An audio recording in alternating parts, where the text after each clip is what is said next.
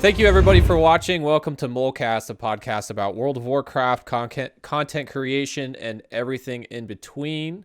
Today, we are joined by the infamous Tickle. What's up, dude? Thank you so much, man. I really appreciate you taking the time to chat with me tonight. Yeah, for sure, man. Thanks for having me on the Yeah. Molecast.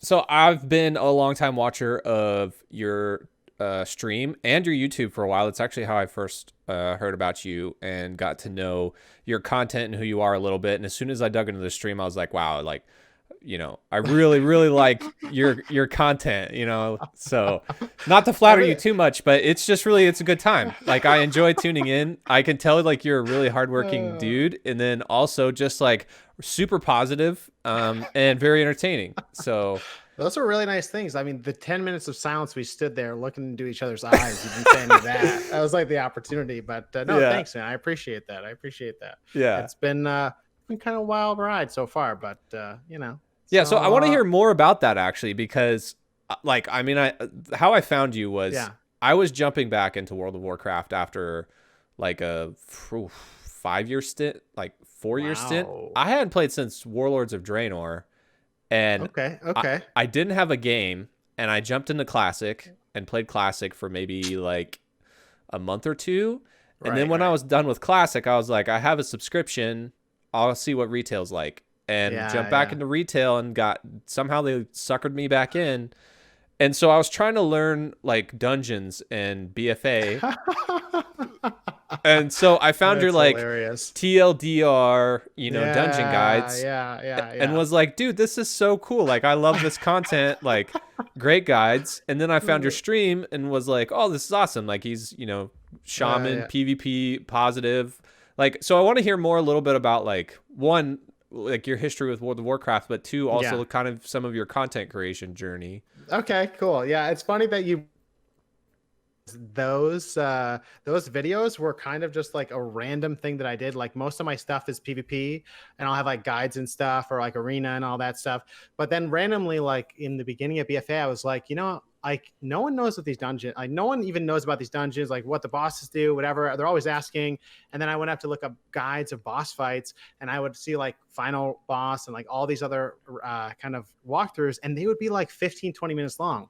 And everyone knows that you go to watch those videos when you're sitting in front of the boss, like about to pull, right? Yep, exactly. So I was like, you know what, for these dungeons, I'm gonna make them like 1 minute or like 30 seconds. Like, some of them are like 30 seconds. So I just thought it'd be a fun little project to do, and I did it. And what's so funny is that like after the launch of BFA, it was like, oh, people were like, oh, these are really useful. But like even like last week, I will get a comment that's like, these are so useful. And I'm like, how is it possible that someone doesn't know like what's going on in Motherlode, kicking the soccer balls into the boss? But it's like, even that is like, it's kind of funny. But that's funny that that's how it happened. But my background is in WoW. Was originally picked up the game in like BC timeframe.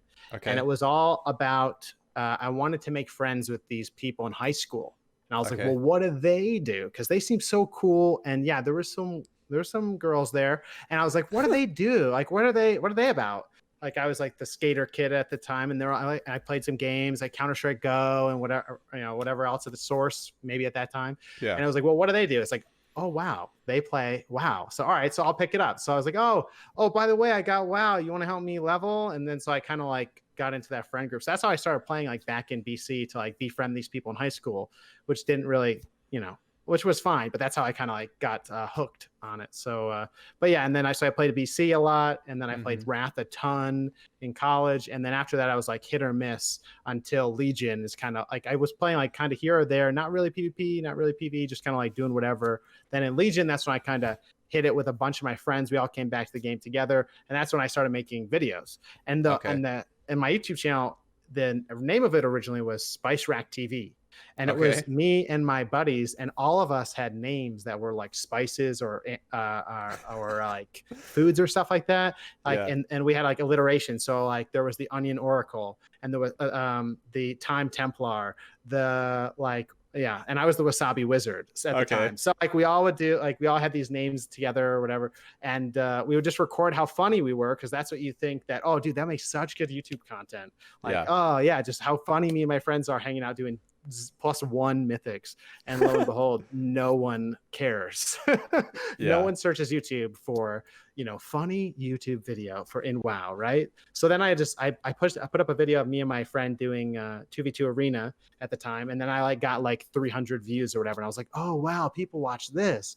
So then I just started getting into PvP, and that's what kind of fueled me to like get better. So then I just started like doing a lot of stuff, and people would give me comments like "you suck" or whatever it is, right? But sometimes they'd be like really constructive, or like, "Hey, you want to queue sometime?" And I'm like, "Okay." So I would like learn from those people, and that's actually how I met the people that queued with me for my first 2.4 in Legion. Like they taught me a lot about the game. I went to BlizzCon with one of them, so I made friends through that, and then it just kind of evolved into where it is now, where I just spend half my life doing this. So yeah. I mean, and from just having watched your stream and just having followed you on Twitch for, and Twitter for a little bit, like the one thing that I've noticed is like you work really hard. Like I can tell, like, appreciate that. Yeah. Like this is something like that kind of, grinds my gears a little bit, the old Simpsons reference, but it kind of gets me, it gets me angry when people talk about like how people have this like quick growing, success within streaming, and how they want to figure out how to get like, like you do something, and that happens for like a rare like 0.1% of people on Twitch. But the majority of the other people, take hours and hours of content, years and years of YouTube, which by the way, congratulations, you hit 16,000 subs? 18,000. 18,000. That's awesome, man. That's a huge success. So and so your YouTube channel, you didn't start that until Legion? So I didn't start that till Legion. Yeah, that's right. Yeah. So we started like kind of towards the beginning of Legion.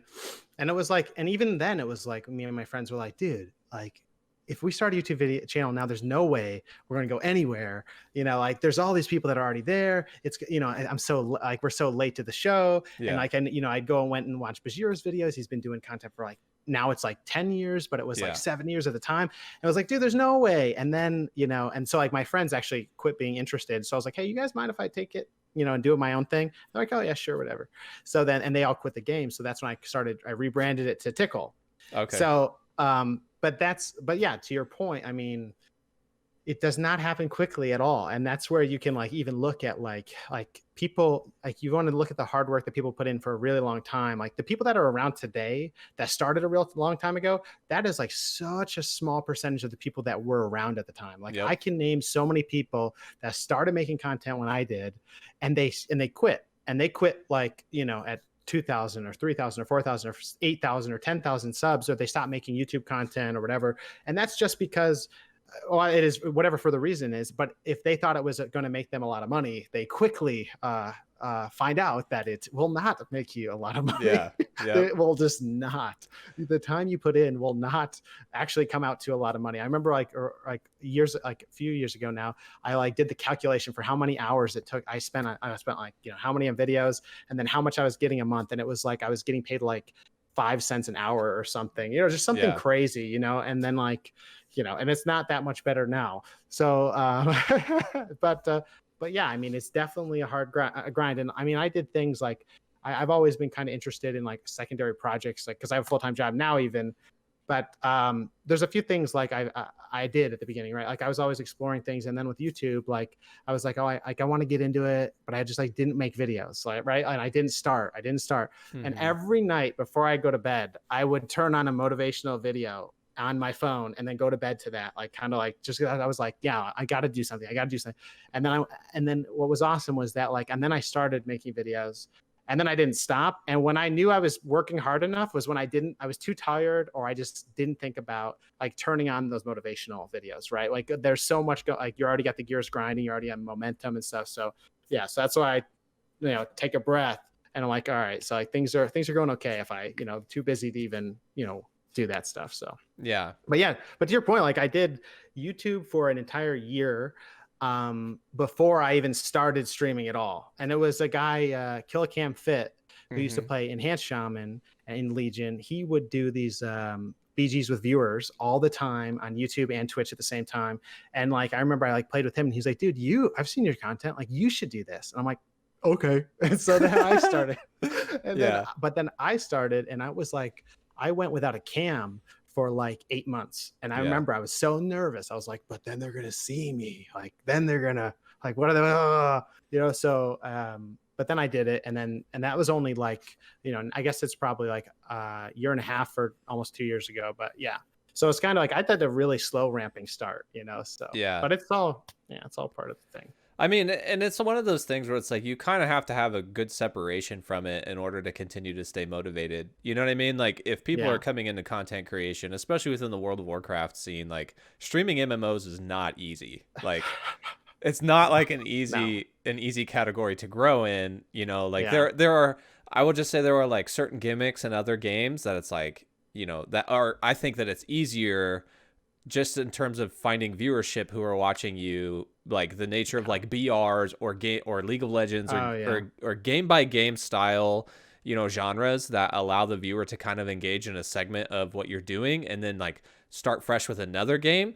Like you don't get a lot of that in World of Warcraft necessarily all the time.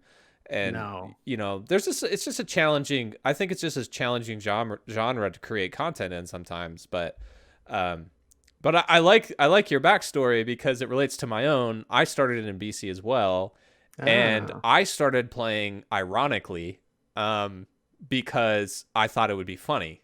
So, like, what do you mean? Well, like, so I started at the end of BC. I was in college, and some friends came in and was talking with me about how they ran into like a dragon, and it one shot them, and I think it was I think What's the zone next to Westfall when you're Alliance and you play the zone? It's the haunted zone that's got the epic quest line.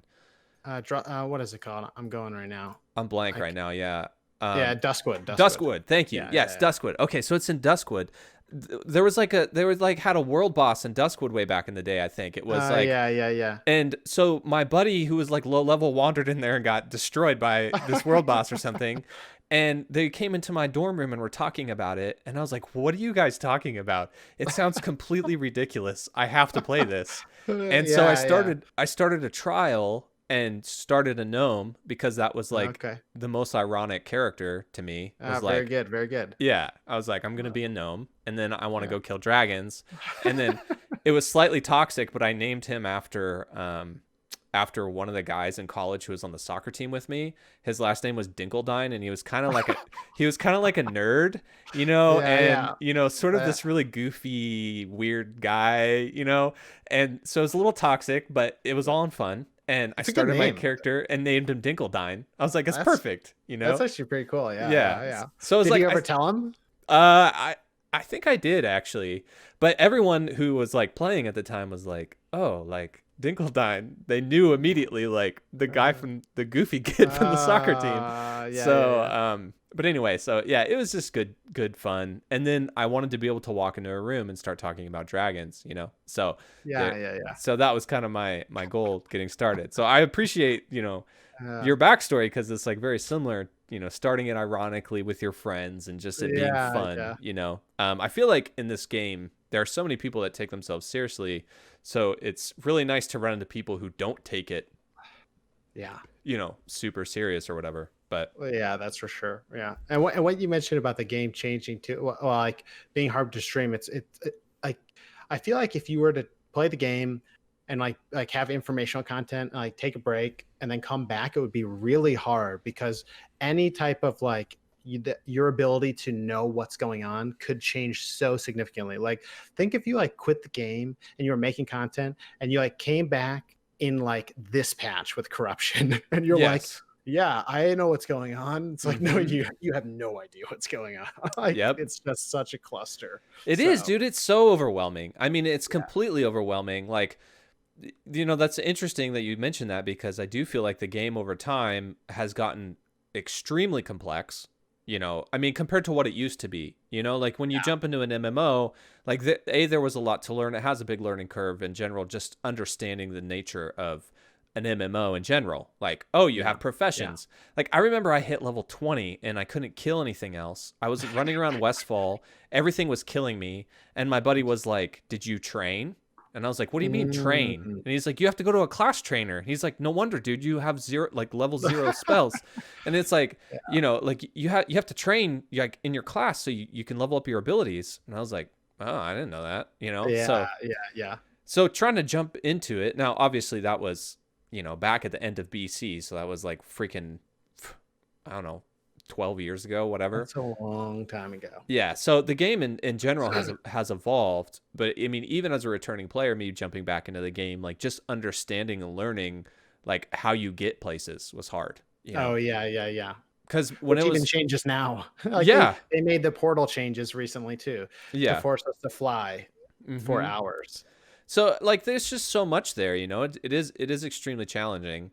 Um, Yeah. so okay, so to kind of bring us back to the topic, because I do want to get to some specific things that I feel like you are a connoisseur of, which is Mm. all things shamans. Did you start out playing shaman, or did that happen over time, or what gravitated you to that class? Yeah, so I started playing BC. I started playing Warlock for no particular reason, Undead Warlock, and so that's what I played for most of BC.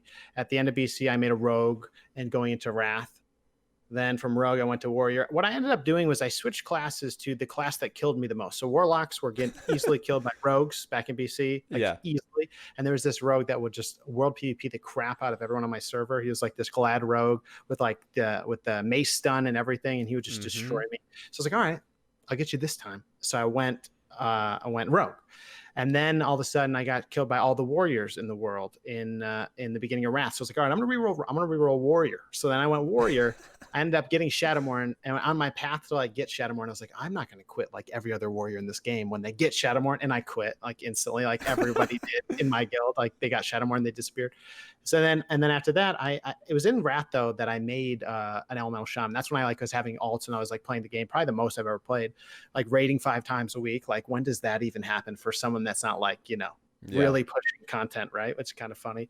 But I made a shaman with a friend. We both made it specifically to just thunderstorm people around. And I don't know if it had a diminishing return at the time, but I just knocked people around. That's all we wanted to do. So I made one, he made one, so we'd go into battlegrounds just to do that together. And I think his name was Naughty Forever, and mine was Haughty Forever. So we were Oh, Draenei. nice.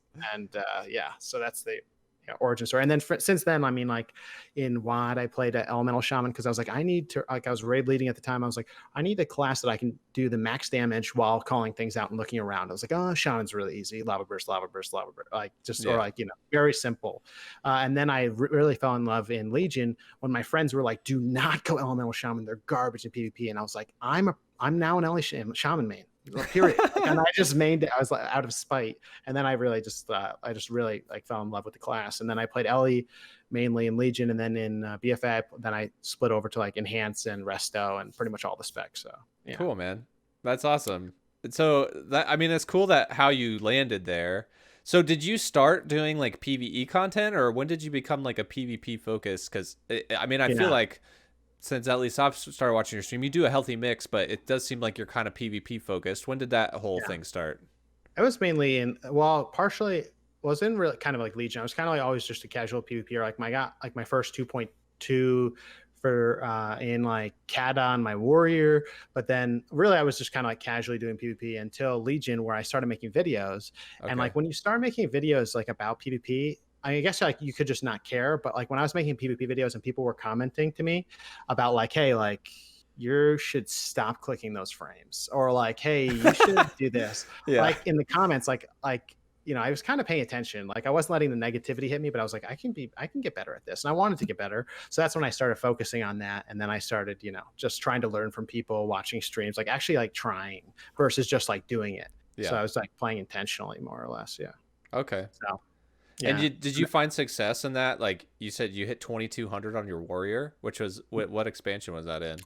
In Kata. Yeah. Okay. In Kata at the time. Yeah. I was playing with just friends, like with playing Arsham, Hunter, Warrior, which is just hasn't been seen in a coon's age, as they say. Yeah, that's weird, man. Like it does seem like Warrior isn't really like, it kind of seemed like it got replaced by Demon Hunter a little bit, right? Like yeah, that and Windwalker and all the other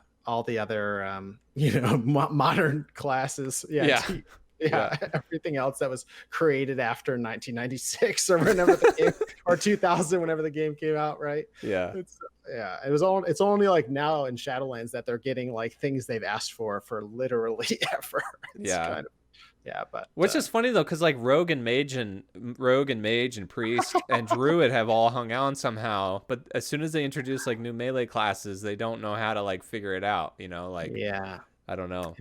It's yeah. I mean, Rogue. It's like it's crazy. I saw like some people saying this. People probably say this all the time, but in PvP, like, hey, I wish 15, 20 years ago when I started playing this game, I started playing with a rogue.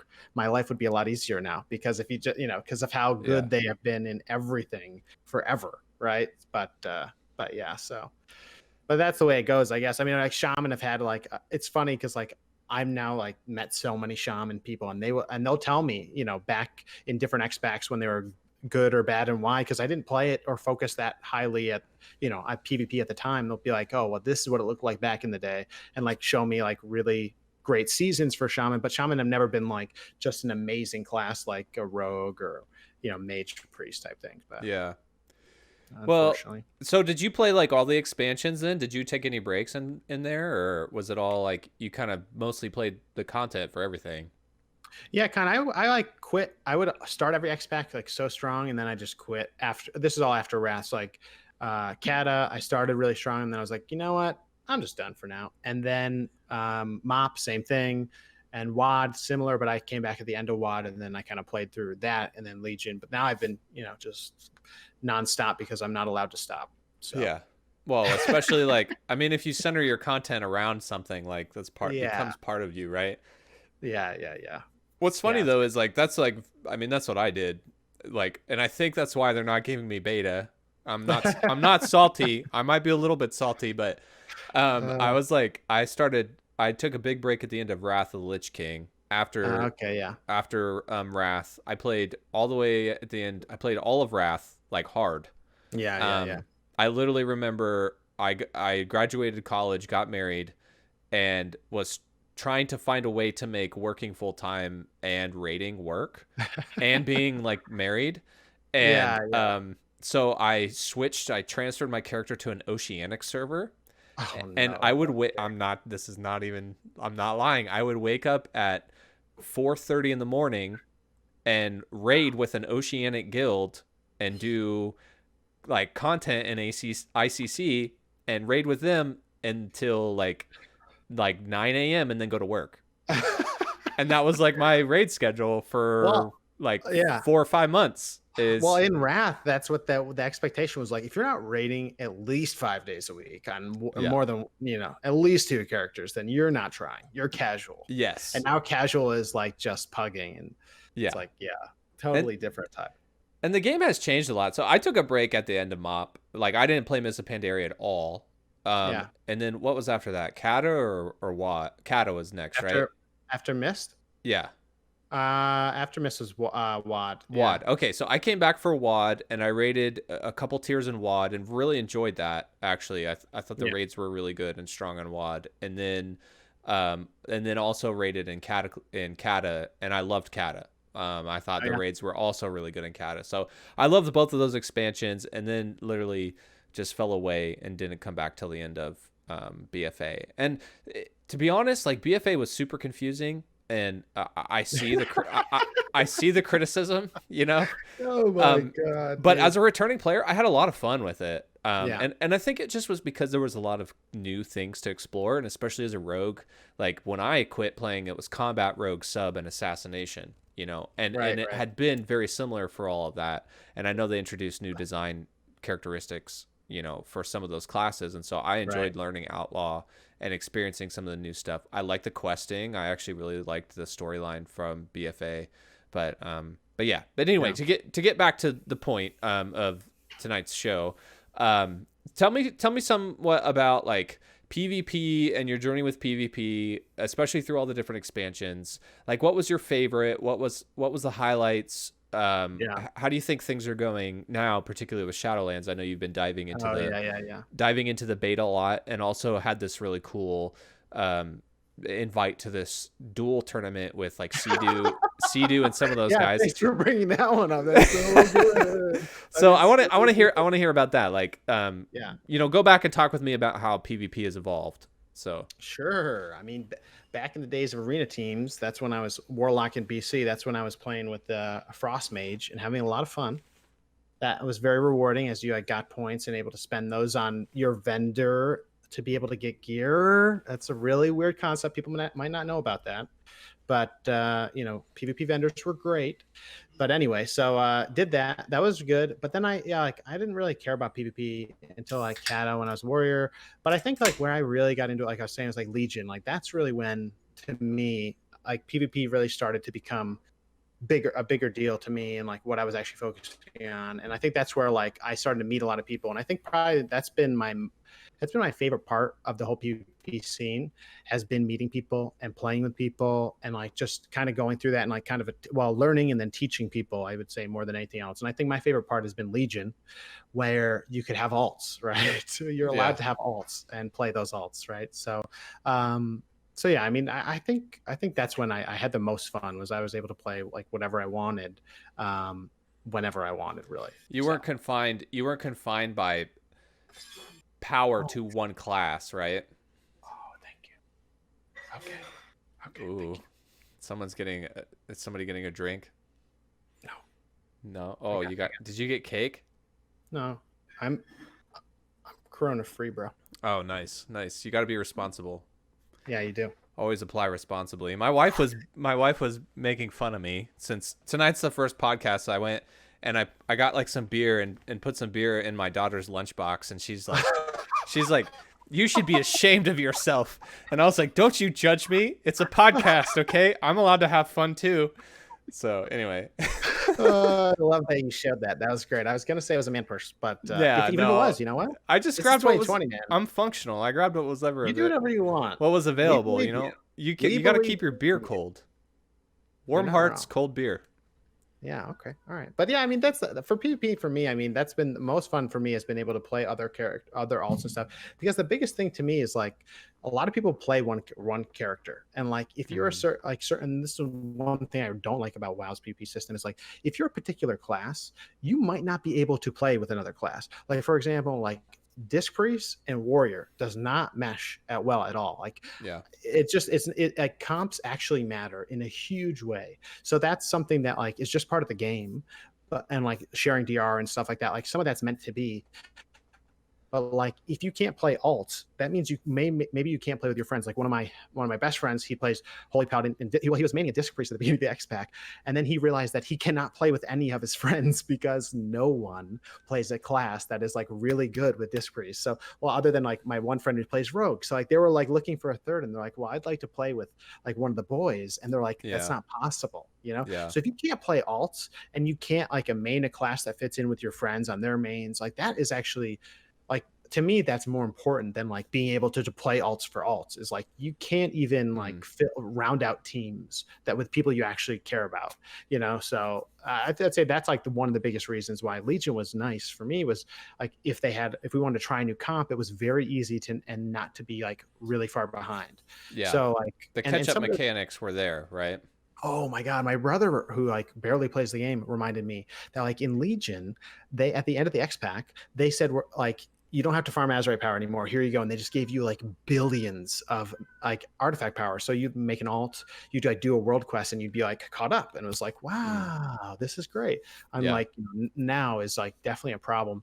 And it's really weird right now in 8.3, because like it doesn't make like people are literally saying, I don't understand why they won't make a change. And I don't really understand either, but like, what can you really do? But it doesn't make sense to have the end of an X Pack be as grindy as it is right now. So that's one thing that is definitely doesn't make sense to me, and obviously to a lot of other people. But how to, without them just giving it all away, and they probably will at pre-patch. Well, no. When the pre-patch hits, they're getting rid of everything. Yeah, so like they'll get rid of corruptions. I haven't heard if they're getting rid of essences, but I have heard they're getting rid of corruptions. I'm assuming essences will stay. Maybe I'm not 100%, but I did hear that too about corruption. Yeah, but yeah, I mean, they kind of dug themselves into this hole where they created this very grindy system, that doesn't really benefit people or inspire people to continue to play. Yeah, and to continue to have new experiences, because it's like literally hours and hours, time gated for them to Yeah. do something. So if you do make a mistake, and like you said, like your friend wants to play with his friends, but he's focused on PvP, Right. he can't really re-roll. Like there's no option there after spending X amount of hours, Yeah. leveling up and gearing up a specific character and getting all your essences and all that stuff, just to be like, oh crap, like I can't, you know. So Yeah. Well, and it's so weird that in the way that BFA was created now is like there's so many systems. You have to make sure you get the right Azurite traits. You have to farm or use the echoes for the essences. Then you have to go farm the corruptions, and then you actually have to get your gear, which is itemized, which is all the other pieces, and then you have to go get your trinkets that are perfect, yeah, and then you have to corruption it all with perfect corruptions that are yeah, only available every 2 months. Like that is actually, to me, the problem is it's actually stressful. yeah, And it does two things in my mind. Number one, it literally stresses people out. yeah, And it's work. I mean, it's more than just like do your road quests and grind a one resource, which was like artifact power and legion. So like that's one big thing. The other thing is from like a content creator standpoint, and like alts is kind of, it's kind of unfortunate. Like because as a content creator, I have to do two things. I have to spend a ton of time on chores, which hmm means I can't make content for this video game as much. And then two, I can't go on other characters and experience new things to make content about there either. So like that's where I've been really sad, is that like in Legion, I would put out like a BG video like every single day, like of me on different classes trying different specs and like balance hmm druid, whatever, all these different specs. And like classes I'd barely played, but I was like, okay, because it was like generally because the PvP talent or templates, I was like, okay. But in Shadowlands, or no, sorry, in BFA, I can like only make Ellie videos or Shaman, like yeah, there's no point in playing a super undergeared character that just gets dumpstered by the Gushing Wounds Death Knight from Hell. You know what I mean? So it's yeah, actually kind of lame. And the other thing is, I don't even have time to make those BG videos because I have to do all the other chores I have to do on a weekly basis. exactly. Yep. So I literally don't have time. So unless you're doing it full time, because I'm not, like, you don't have free time, and that's Yeah. actually, I think it's bad for like creative people to like actually have time to do stuff creatively. Oh, You know? absolutely. And I think the thing that is fairly obvious is the design has changed in the game. And this is what I find kind of ironic. And I'm going to be a little critical here, is that, they've been talking a lot with Ian, and the thing that we've heard in Shadowlands, especially the big hot topic in Shadowlands, is covenants and whether or not you should be able to swap your covenants. And I understand what they're trying to do to keep people from having to, pause the raid and optimize, all this Mm. stuff for their character for one fight. It's not fluid. I actually am on his side and agree with that. But they've come to this decision where it's like, you know, we want to create these barriers for you. And I think the barriers that they're creating have good intentions, but but also kind of are prohibiting you from just experiencing the game. And then they hide it behind this idea of like, we want you to make meaningful decisions in an MMORPG. And the whole time I'm sitting here thinking to myself, do you know, like, and not to be one of those guys that always looks back in the past, like I'm not like that. Like I do want the game to change and evolve because that's fun. But there also was like meaningful decisions where what was a core RPG element of World of Warcraft was you killed things and that leveled up your character.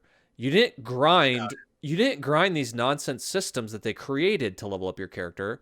You literally did content and that made your character stronger, right? You're right. And like Yeah. somehow like they got away from that, where they're like, we need to create these arbitrary systems that continue to get people engaged, instead of just understanding that it's like, listen, all you really should be focused on is creating more content that is fun, that helps Right. continue to propel your character and grow your character. That is a core element of MMORPGs, and that is what makes decision making fun, not these nonsense systems, right?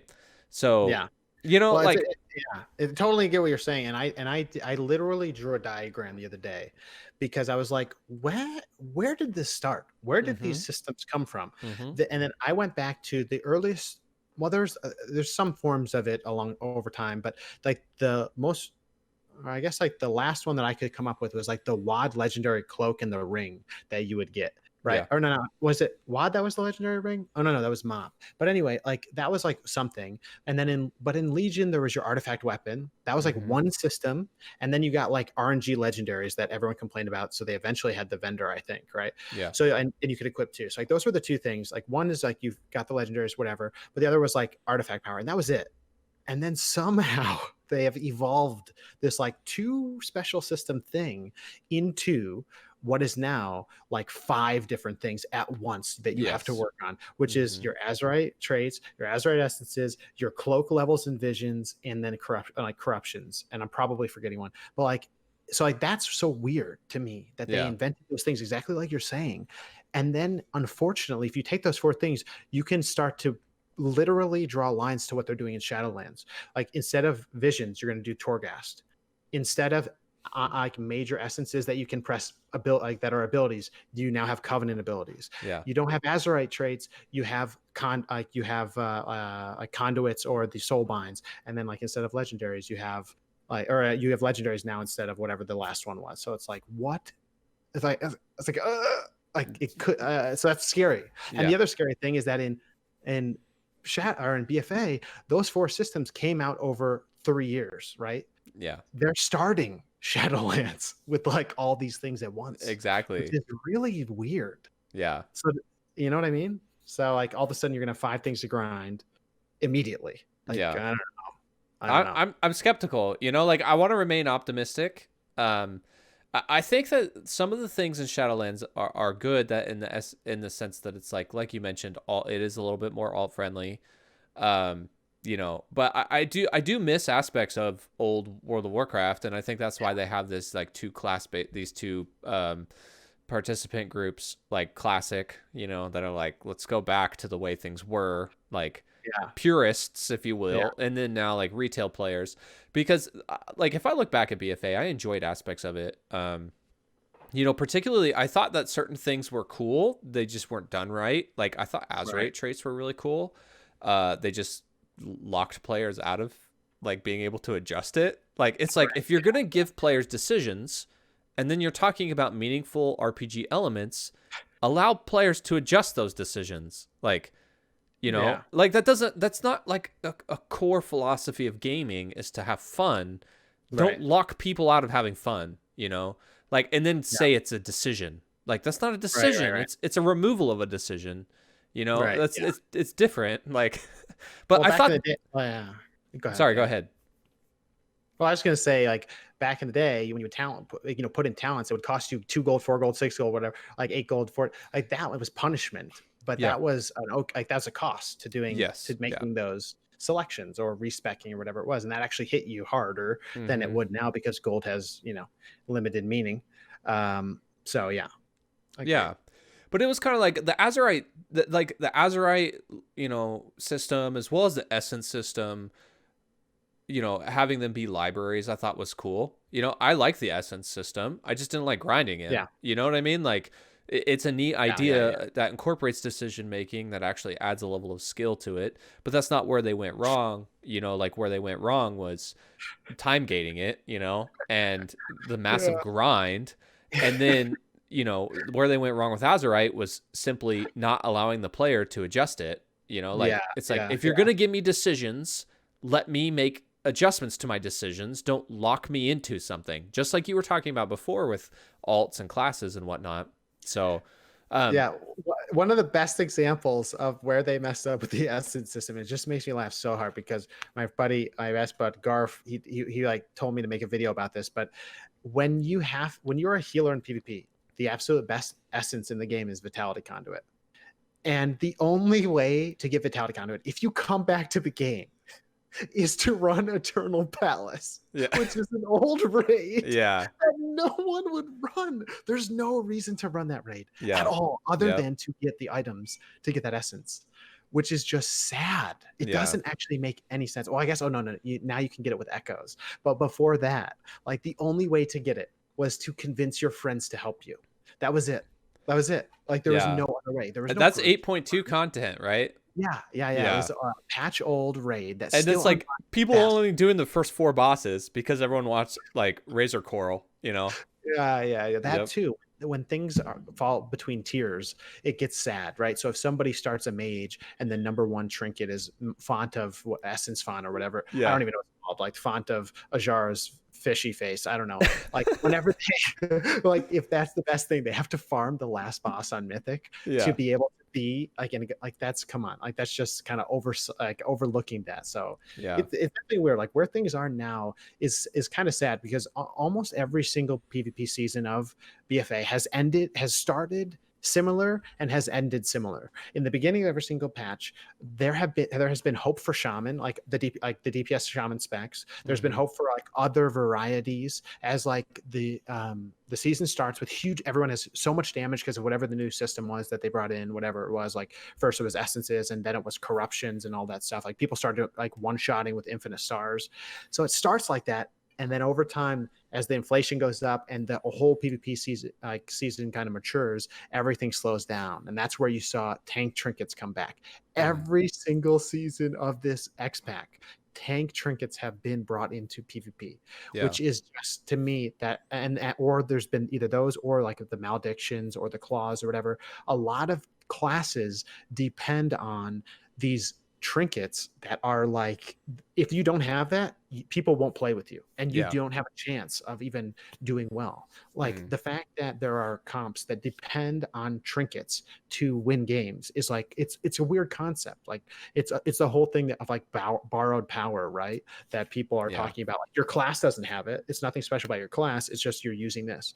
Like there was one game I was playing with Dalaran twos, and we went against Peekaboo, and Peekaboo killed us in the opener, but him and his hunter did not use a single class ability. They both use reap, they both use bike, and they just popped so it's like there's nothing there. Wasn't like a huge skillful move. Yeah. And it wasn't like he used his class. It was, well, he did because he sapped. But yeah, like it was sap, and then they died in a global. Like it was like, come on. So like there's clearly issues there, right? Like you would think so, yes. So okay, so here's the two things that I've concluded from BFA is that, one, corruptions were horrifically balanced, and it was kind of like this thing where it was like, oh crap, we've released this thing that everyone has to grind, and they just let it go. Like they didn't fix it. They made a couple attempts to fix it, but it's still like corruptions are still doing, I mean, like 70-80% of your damage, you know? Like insane. Like I'm like, come on, Blizzard. Like this is just sloppy. What's so weird is that that's an example of where if they were to make each corruption unique, it would stop the spam gushing wounds. It would have stopped the spam infinite stars. It would have stopped the versatility. They never would have had to nerf any of those if they just allowed one.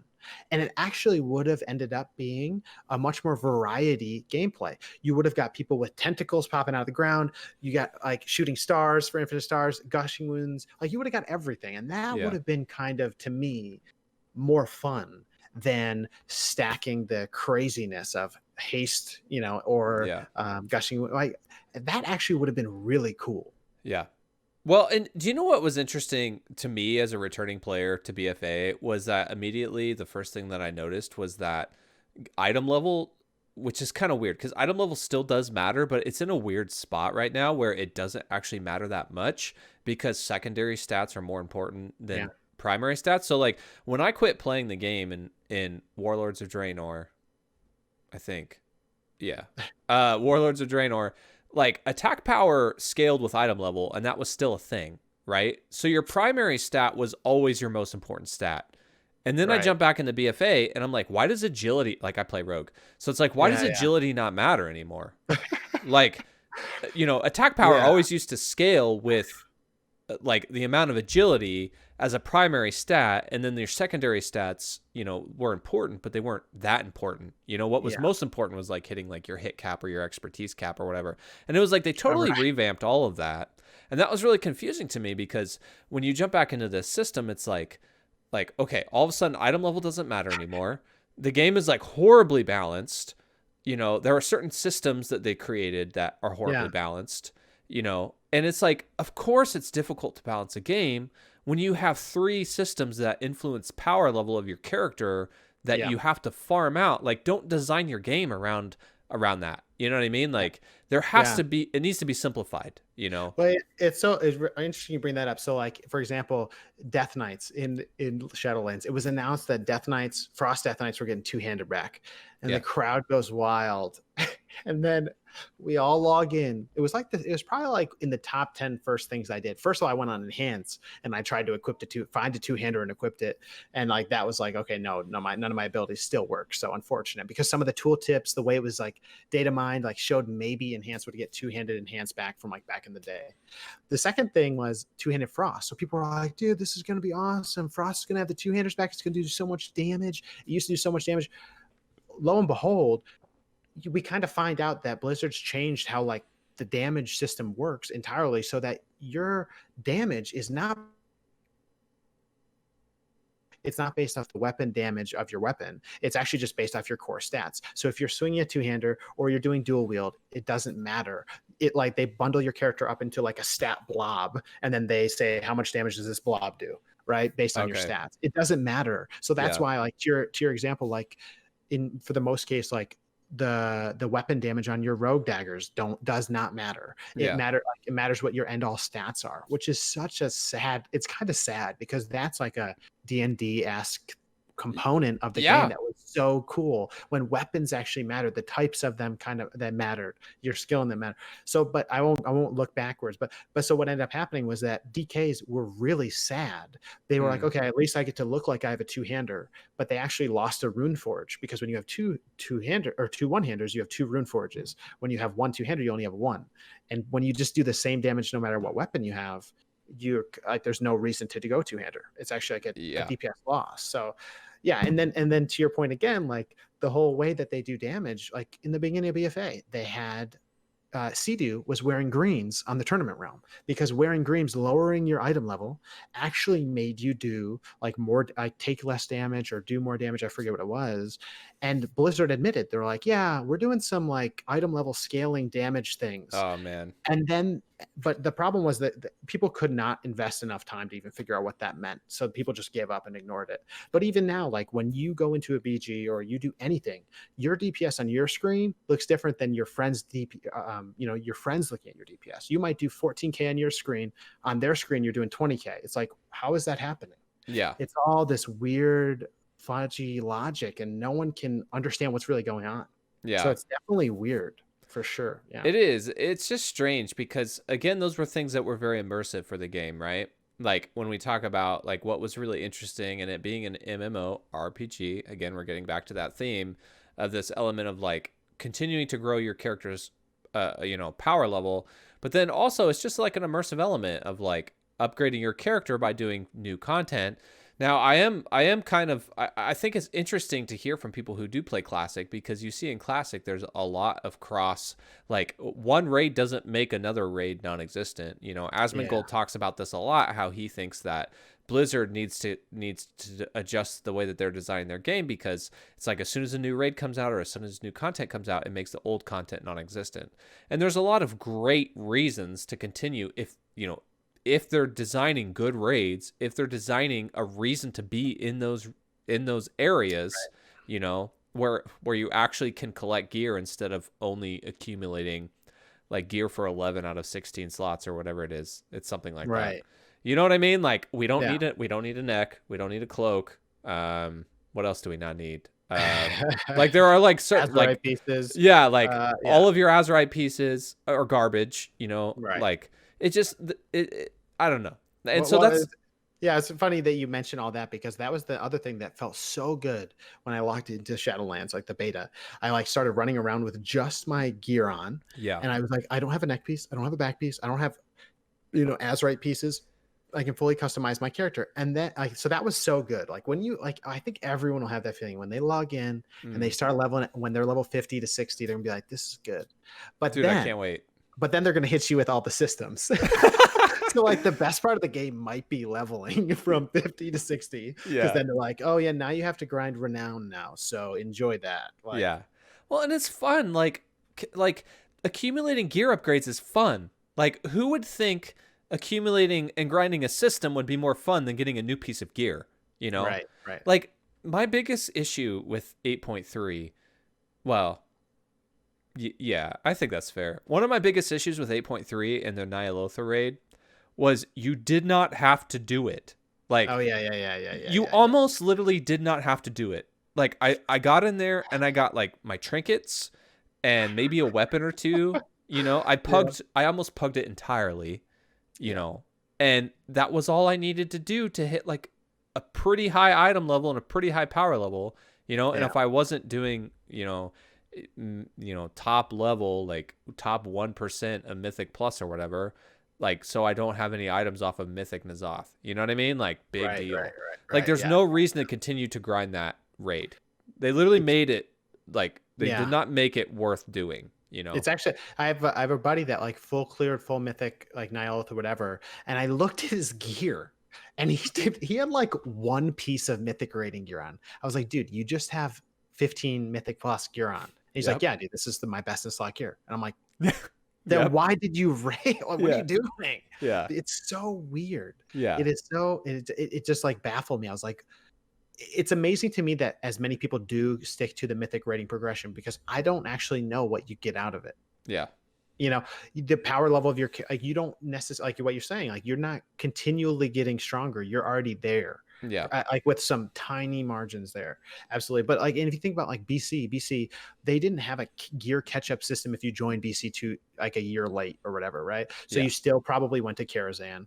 Then you went to, whatever. And then you like had the SSC and TK and then phase, and they would still grind those for helping people gear up. Like they had to go through like this whole tiering system versus just entering Black Temple. Like you could not do that. Yeah. So Yep. that's where it is super weird that there's only like one focal point of an X pack at a time. It's like raid, Mm-hmm. all right, that one's done. Next, that one's done. Next, which is it's very strange. Yeah, it's very weird. It's very weird. And especially now because of how they do, like everything's relative to your eye level. It's just, yeah, it's I don't know. That's definitely a very weird RPG feeling for Yeah. sure. And that's something like in classic, like you don't feel that if you go to that big scary mob land, you're going to die because they're a lot stronger than you. That means you have to get stronger, versus now, no matter where you go, it'll be a certain like percentile harder than the other. But there's nowhere you go in this game that has big scary mobs that go boom boom. You know what I Yeah. mean?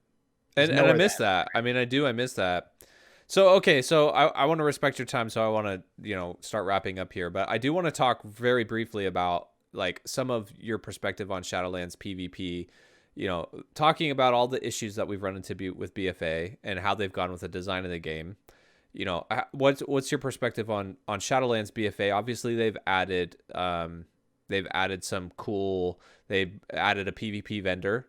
Yeah. I forget what they're calling it. Let me see here.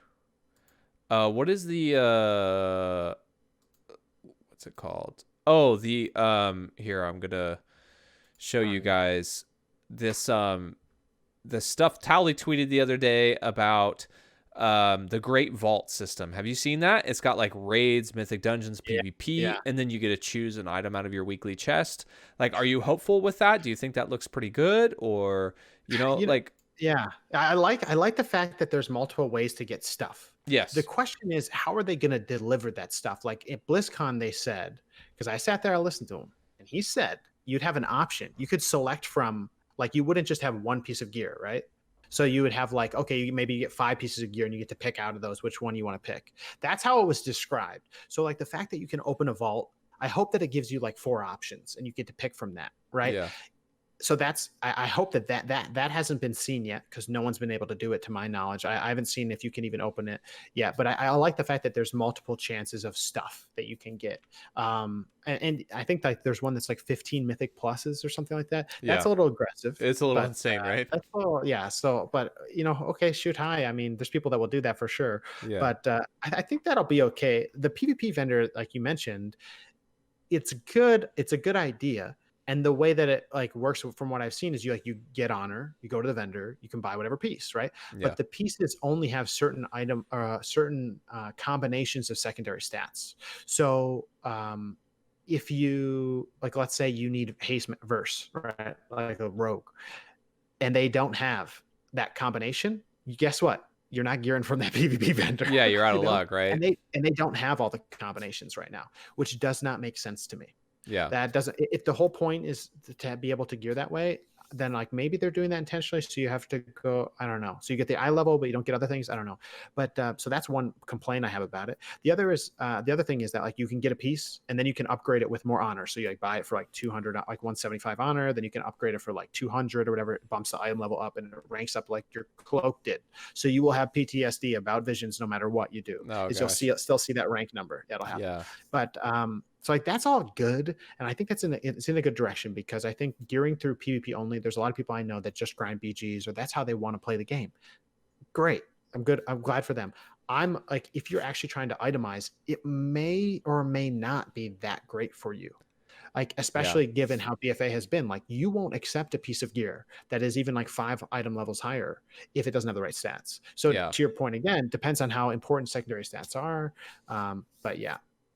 So I would say that's really a big thing. But the big thing they did that I actually appreciate, I don't know how it's going to work out, is that they got rid of trinkets, of relentless and adaptation. So that trinket slot is gone.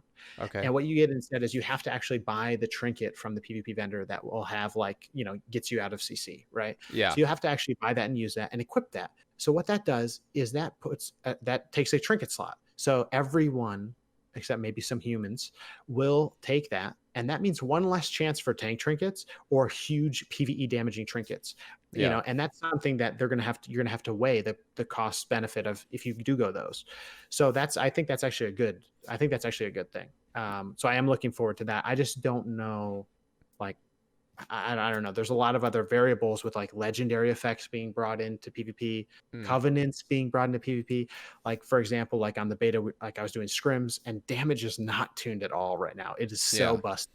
Like it is just, it's terribly not. I actually think that they stopped allowing people to boost 60s because they don't want people to start to get the wrong idea about the game, because it was just so bad. It was just really bad. Like, and it was also.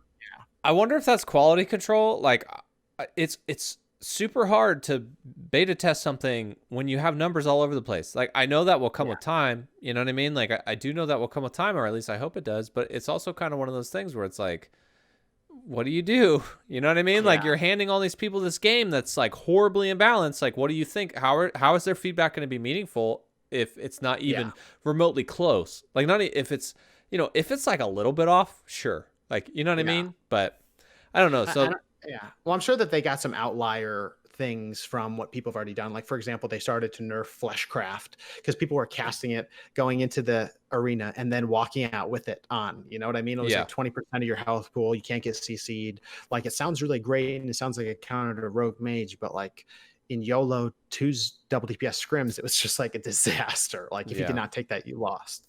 And then there's other things, like some classes just aren't good in double DPS 2s, like enhancement shaman. So people would be like, dude, you gotta do some enhanced shaman keys. You gotta show it off. And I'm like, dude, you're gonna not want to play this game. You're not going to go shaman if I do that. And so I was doing it, and you would lose like 9 out of 10 because you'd go against a rogue and a DH or something that just has giga damage and giga stuns and giga immunities, right? So it's just, it's just kind of a mess, but that's okay. I'm hopeful. The only problem is, to me, is that there are so many things that will change your gameplay, like the conduits for every single class. That's going to be a ranking up system, like corruption stack. Like corruption stacking, right? And so there's a lot. weekly lockout right now. Oh, does it? Yeah. Yeah, I'm pretty sure it's weekly. Oh, okay, good. So because they were talking about destroying them, and so is it? For resetting the conduits? Yeah. Yeah. So like in terms of my understanding is the latest update is they will not be destroyed, but it has a weekly lockout. So it's moving more towards a library system like the essences. But why would they have a lockout though? I don't know, man. And it's kind of like, why not even make it like every couple days or daily? Or cost me gold? Or yes. Why? I'm with you. Why would they I'm do with that? you. Yep. It doesn't make sense. Yeah. Like, there's some things that they're doing that like sound really cool, or like, oh, that makes sense. And then like when you're gonna play it, you're gonna be like, oh, sorry, I accidentally put in the wrong conduit. You have to wait a week now. Suck it. You can't do anything, especially if they're going to be that important potentially to your class. It's like, just, So it's really game shifting. But for Shaman, I think Shaman itself, though, like Elemental Shaman is looking pretty okay in PvP and in PvE, but they have like some really big problems, like their AoE rotation doesn't mix with their single target rotation at all. So like that's a big problem. But then and then Enhanced Shaman was like totally reworked. So overall, Blizzard's doing like really cool stuff with some classes. They're literally like reworking entire things. Like S Priest just got like an overhaul that is looking really good. Enhanced got an overhaul that might be good if their PvP talents are actually good. Yeah. But that's the other thing. They haven't touched PvP talents at all. And that's one other thing. Like Shadowlands is not close to being done. It is not close to being done. It's so clear that there are so many things to work on. And if you like, I would push it to like end of the year. Like if then it is like it's like they're really pushing it, right? Yeah. And no one wants it to rush for sure. So yeah, like because like if the PvP talents haven't changed, they haven't even come out with like rogue legendaries or whatever, or like or certain like things for certain classes. Like they're like we're gonna be a while, especially if like pre-patch is gonna hit like a few months out. We're not close in my mind, even though they said it was like Q4. You know, there's a lot to do. Yeah. But one other thing, since you brought it up earlier, sure, that Method 101 tournament. Yeah. So the way that went down was it was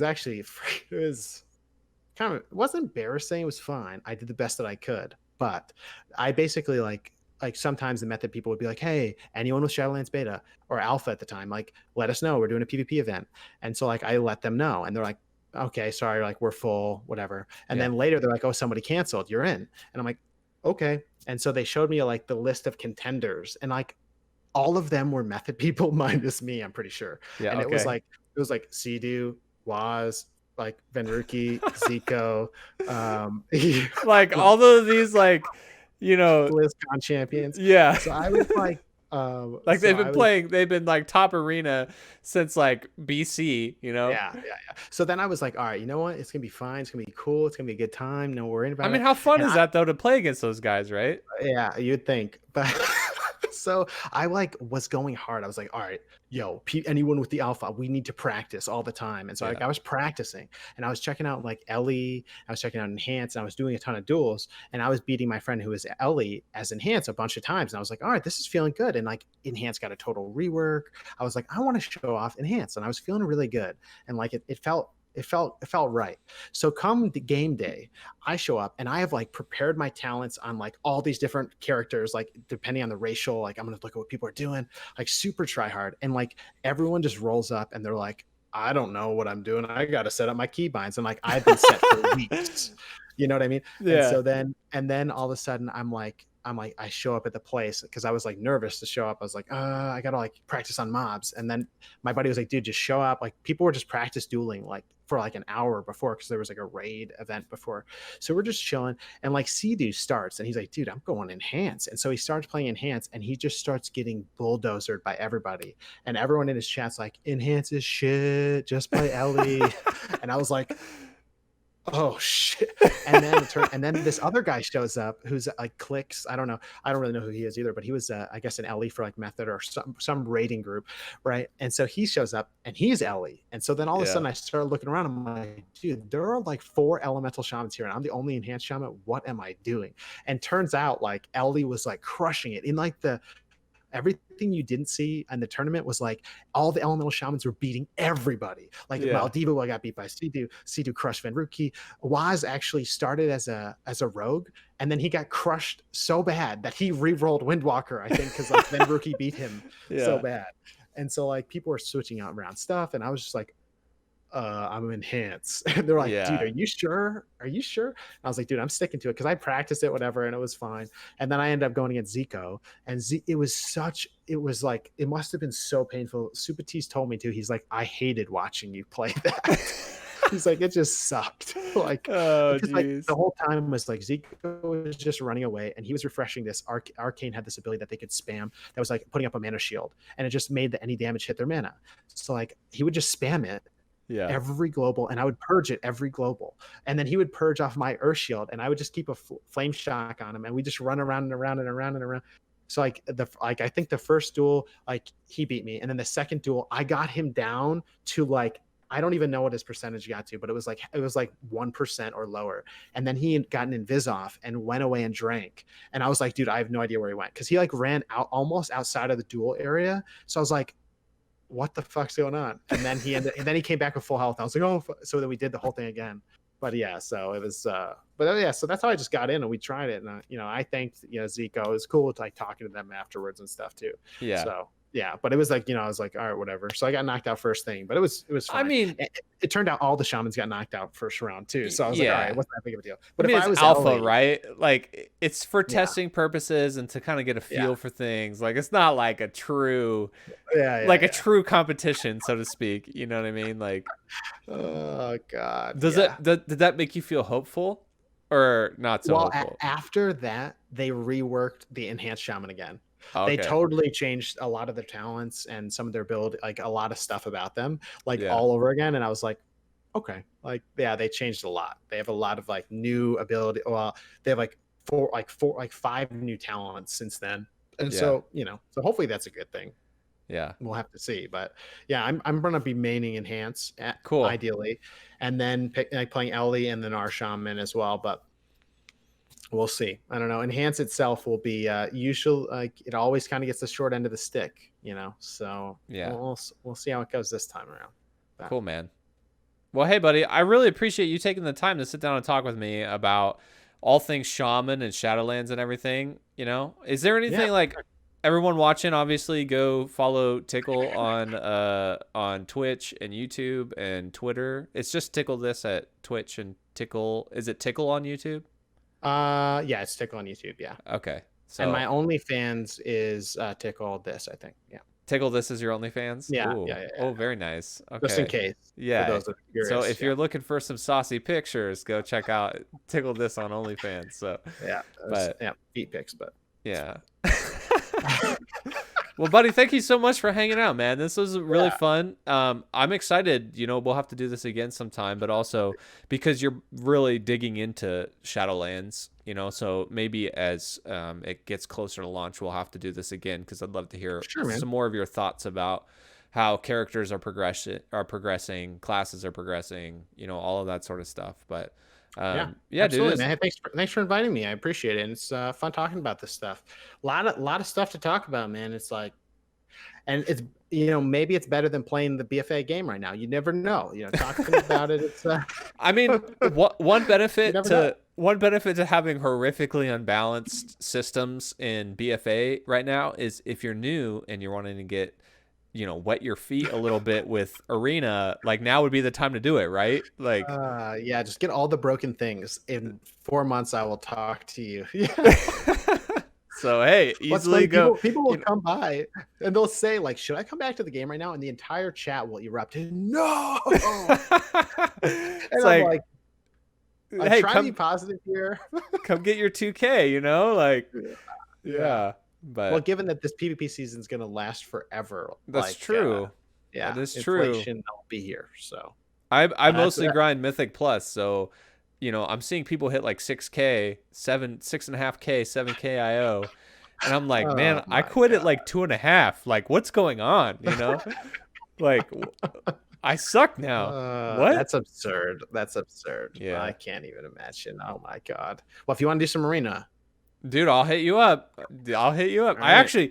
I'm actually fairly geared on my assassination set that for whatever reason I got bored and built one. But is assassination still meta or is it sub? Yeah. Yeah, assassination's good. You got to be a Gushman. Okay. I don't have any of that. I'd have to regrind that, but you got to wait a month now. It was last Friday, so yeah, exactly. There you go. So, but cool, man. All right, buddy. Well, thank you so much, man. Question for you: do you have Fall Guys? Fall Guys, I don't, but it looks good. Are you playing? Right. You're playing tonight, right? I'm fixing to play here in a little bit. Okay. I did buy if you ever want. I did buy Pummel Party a while ago. Do you have Pummel Party? I know that's like old school Fall Guys now. But I'm looking. Oh, I'm looking it up. I've never. It was like Mario Party, but for like PC. It sounds like an adult version of Mario Party. Yeah. Also, another really hot Steam game that you should check out that I think would fit well with the theme of your channel is Cat Quest. So if you haven't played Cat Cat Quest, Quest. yes, it's like Diablo, but you're a cat. You gotta check that out too. It's so good. Cat It's so good. Quest. Yeah, Cat Quest. I actually, yeah, I have a cat. So I'm living with my dad right now because coronavirus, and New York City's not cool right now. Yeah. So I'm in a bunker behind his house, and there's a cat that will come in, and he'll start meowing when he has to take a big shit. So yeah, that does happen. That's like perfect. That's perfect streaming environment right there, man. That's like grassroots, dude. Yeah, litter box. Yeah. So, but anyway, hey, thanks for having me on. I appreciate it, and yeah, let's do Arena soon. All right, buddy. That sounds really good. Thanks so much, man. I appreciate it. All right, dude. Take care. All right, we'll catch you later.